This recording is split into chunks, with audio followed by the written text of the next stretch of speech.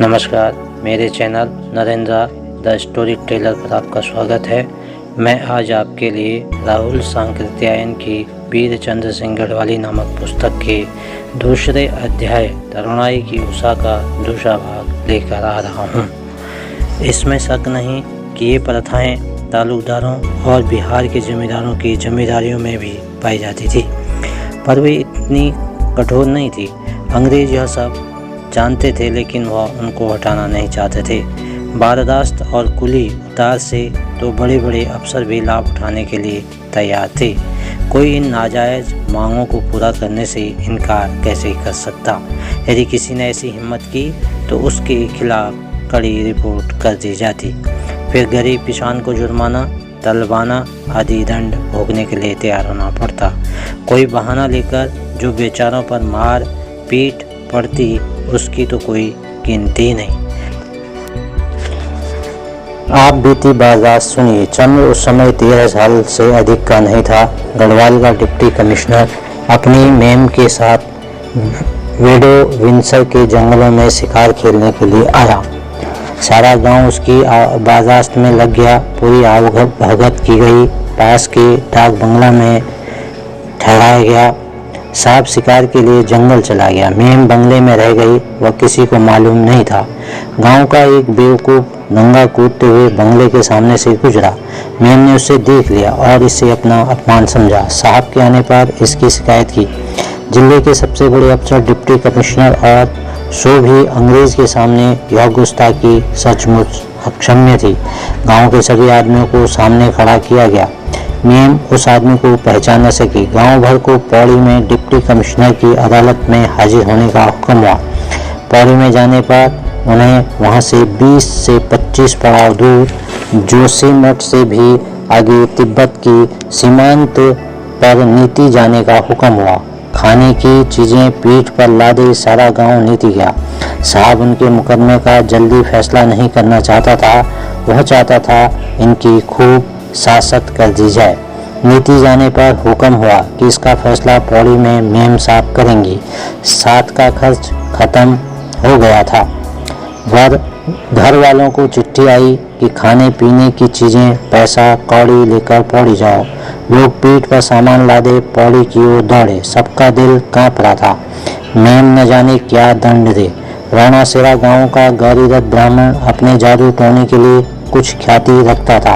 उसने चूल्हे की मिट्टी, ओखल की मिट्टी, चक्की की मिट्टी, अंगोछे का गर्दा सब जमा करके कागज में एक पुड़िया बांधी। मंत्र पढ़कर उसे ठीक कर लिया। फिर कहा कि यदि यह पुड़िया अदालत में बैठे साहब के ऊपर फेंक दी जाए तो उसकी मत बदल जाएगी और लोग दंड से बच जाएंगे। लेकिन डिप्टी कमिश्नर के ऊपर भरे इस्लम में पुड़िया की मिट्टी फेंकना शेर के मुंह में हाथ डालने से कम नहीं था। सबने ना कर दिया। 13 वर्ष के भड़ को जब यह बात मालूम हुई तो उसने सोचा, मैं भड़ कहेगा यदि अपने लोगों के लिए इतना भी न कर सकूं। उसने न आव देखा न ताव। वह गौरीदत्त से कह बैठा, लाओ पुड़िया मुझे दो, मैं साहब के ऊपर फेंक दूंगा। लोग रसद पानी लेकर पौड़ी पहुंचे। साहब अपने बंगले पर ही मुकदमा देखना चाहता था, क्योंकि मेम साहब को भी उसमें सहायता देनी थी। लोग बाहर इंतजार कर रहे थे। एक मेज के किनारे 2 कुर्सियों पर डिप्टी कमिश्नर और उनकी मेम बैठी थी। अपराधियों की पुकार हुई। वह साहब के सामने आने लगे। काफ़ी भीड़ थी। भड़ ने इस बीच भीड़ में पास पहुंचकर साहब और मेम के ऊपर वह पुड़िया झाड़ दी। उनकी क्या आशा हो सकती थी कि पहाड़ी भी इस तरह का साहस कर सकते हैं। चपरासी हाथ बांधे साहब और मेम की खिदमत में खड़े थे, पर उनका भी ध्यान नहीं गया कि छोकरा आकर यहाँ क्या कर रहा है। सचमुच गौरीदत्त की जादू की पुड़िया सच्ची साबित हुई। साहब ने फैसला सुनाते हुए कहा, तुमने बड़ा कसूर किया है। मेम साहब तुम लोगों पर मेहरबानी करती है। प्रत्येक आदमी को 5 रुपया तलवाना का दंड दिया जाता है और गांव के दोनों मालगुजारों जमींदारों की बंदूकों का लाइसेंस जब्त किया जाता है। तुम्हारे ऊपर बड़ी रियायत की जा रही है। यदि फिर ऐसा कसूर किया तो बहुत सख्त सज़ा दी जाएगी। लोगों को इतने सस्ते छूटने की आशा नहीं थी। फांसी की संभावना न भी हो तो भी काले पानी या लंबी कैद का उन्हें डर था। तलवाना भरा सब घर की ओर चले। लोगों ने सस्ता छूटने के कारण गौरी दत्त की जादू की पुड़िया को समझा, लेकिन पुड़िया भी धरी रह जाती यदि भड़ ने जान पर खेलकर साहस न दिखलाया होता। सबने जादूगर और भड़ को कंधे पर उठा उन्हें छाती से लगाया। सबके मुंह से दोनों के लिए सराहना के शब्द निकल रहे थे। हंसते खेलते घर लौटे जातली सिंह अपने बेटे की बहादुरी की प्रशंसा सुनकर फूले नहीं समाते थे। सारा रोना सेरा भड़ की बड़ाई कर रहा था।